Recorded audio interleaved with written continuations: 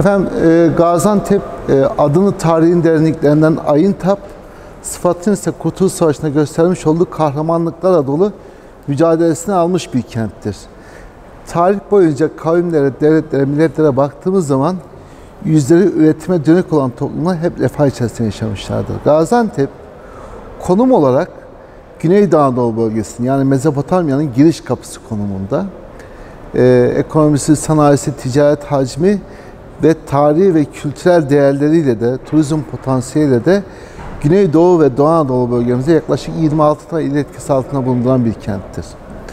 Bir üretim şehridir.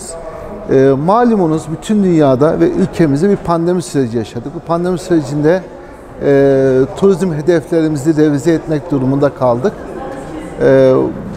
Buraya baktığımız zaman bu pandemi sürecinde de Gaziantep'te üretim durmadı. Organize sanayi bölgesi çalıştı.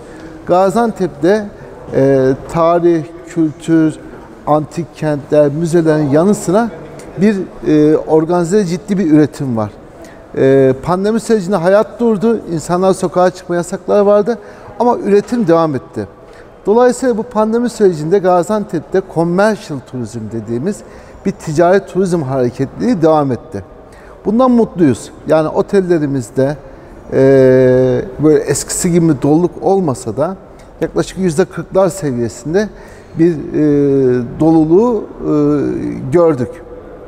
Dolayısıyla insanlar böyle GAP turlarına ve yakın çevreden Gaziantep'e ciddi bir talep patlaması yaşandı. Bizim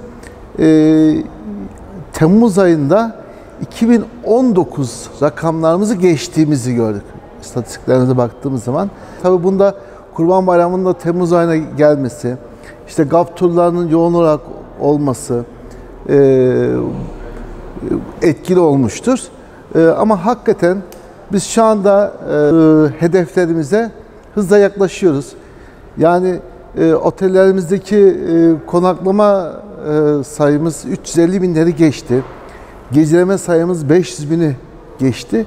Ve yıl sonu itibariyle de 2019 rakamlara geçeceğimizi öngörüyoruz. Eğer tekrar bir sokağa çıkma yasağı, tekrar bu vaka artışları olmadığı takdirde 2021 turizm sezonunu iyi bir rakamla kapatacağımızı öngörüyoruz. Zaten sokağa, çarşıya, pazara çıktığımız zaman da, müzelerimize gittiğimiz zaman da gelen insanları görüyoruz yani çarşıda, pazarda. Tabii hızlı bir toparlanma sürecine girdik. Gerek esnafımız, el sanatları esnafımız, lokantacılarımız, otelcilerimiz bir süreçten geçtiler. İnşallah bundan sonra hedeflerimize kaldığımız yerden devam ediyoruz ulaşmak için. Bu dönemde yurt dışına çıkmıyor insanlar. Yani yurt dışı turları da biraz zorlaştı. Ondan dolayı insanlar yurt dışını daha çok tercih ediyorlar. Dolayısıyla tabii evde kalmadan da sıkıldı insanlar. Hemen işte mesela önümüzde bir Eylül-Ekim-Kasım dönemi var. Bu mevsimde nereye gidersiniz? İşte gezilebilecek en güzel bölge Güneydoğu Anadolu bölgesidir. Yani Mezopotamya bölgesidir. İnsanlar yine Eylül-Ekim-Kasım'ın sonuna kadar, belki kışında devam edecektir, turların geleceğini ümit ediyoruz.